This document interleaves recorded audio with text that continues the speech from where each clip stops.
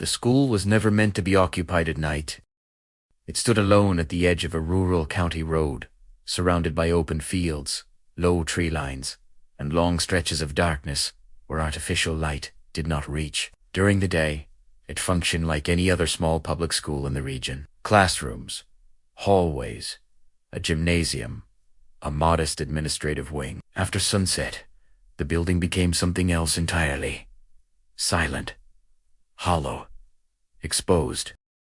On the evening of October 22, 2006, a small number of students remained inside the school due to a delayed transport situation following an after-hours academic program. 2 teachers, a custodian, and a part-time security officer were present. Also on the property was a medium-sized mixed-breed dog that belonged to the custodian. The animal was familiar with the building and routinely accompanied its owner during late shifts. According to multiple accounts, the dog was the first to react. At approximately 7:41 p.m., while the building was still fully lit and operating normally, the dog stopped moving in the main hallway. Witnesses described the animal freezing mid-step, ears raised, body rigid. It did not bark. It did not growl. It simply stared toward the glass panels of the west-facing exit. The custodian initially assumed the animal had seen wildlife. Deer and stray animals were common in the area. He attempted to coax the dog forward. The animal refused. When pulled gently by the collar, it resisted with unusual strength and began to tremble. This behavior was described as entirely uncharacteristic. Minutes later, the lights in the west corridor flickered once, then stabilized. No power outage was recorded at that time. By 7:50 p.m., the dog had retreated beneath a desk in the administrative office and refused to come out. It responded to its name, but would not move. Its breathing was shallow and rapid. One teacher later stated that the animal appeared to be listening intently, as if tracking movement that no one else could perceive. At 8:02 p.m., a student reported seeing someone standing outside near the playground fence. From the classroom windows, nothing was visible. The security officer conducted a brief external check using a flashlight. He found no footprints, no vehicles, and no signs of forced entry. The fields beyond the fence were empty. The officer later stated that during this inspection, the dog began whining loudly from inside the building, escalating into a distressed howl that ceased only when the officer re-entered. At 8:11 p.m., the school experienced a partial electrical failure.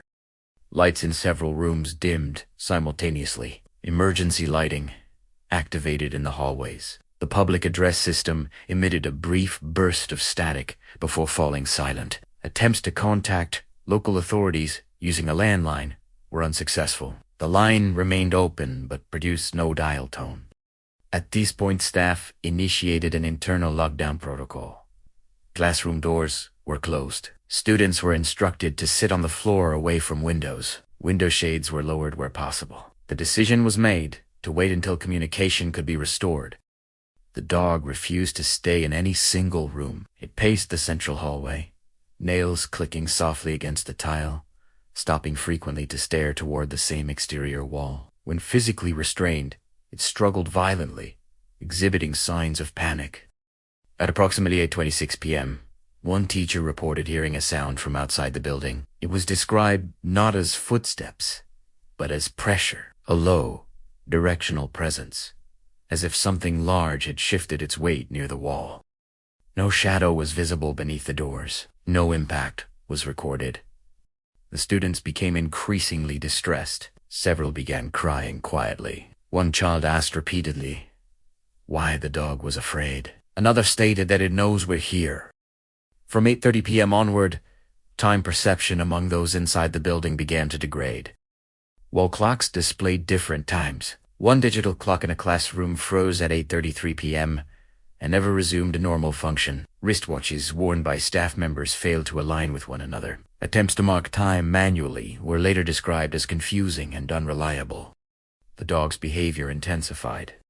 It began to emit a low, continuous whine whenever anyone approached a window, even with the shades closed. When a teacher attempted to lift a shade slightly to look outside, the dog lunged forward, snapping at the air, forcing the teacher to retreat.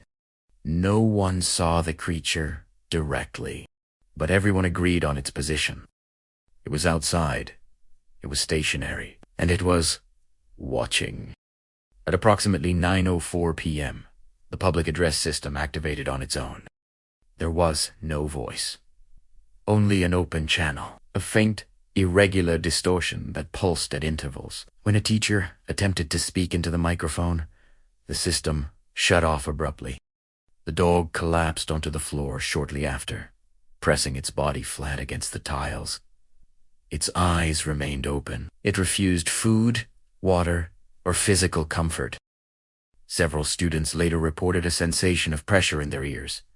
Others complained of nausea and dizziness. One child entered a dissociative state and did not respond to verbal prompts for several minutes. At no point did the external presence attempt to enter the building. This absence of escalation was later cited as one of the most disturbing aspects of the incident. The lockdown continued. By 10 p.m., exhaustion had set in. The children were instructed to lie down where they were. Teachers rotated watch positions near doors and hallways. The dog remained awake throughout, occasionally lifting its head as if reacting to subtle changes outside. At an unknown point in the night, the custodian reported that the dog stood up abruptly and moved toward the west exit. It did not bark. It did not growl. It simply stared at the door. Seconds later, the pressure sensation dissipated. The dog relaxed visibly. Its breathing slowed. It lay down and closed its eyes for the first time since the incident began. Shortly after, power was restored fully. Landline communication resumed. Local authorities were contacted and arrived at the scene at approximately 11:17 p.m.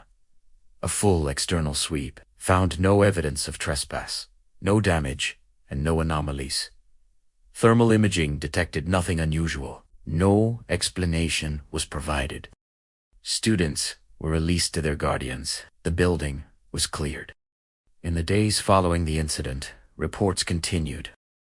Children experienced night terrors, recurring dreams involving windows, and persistent anxiety related to darkness. Several refused to return to the school. One student transferred districts entirely.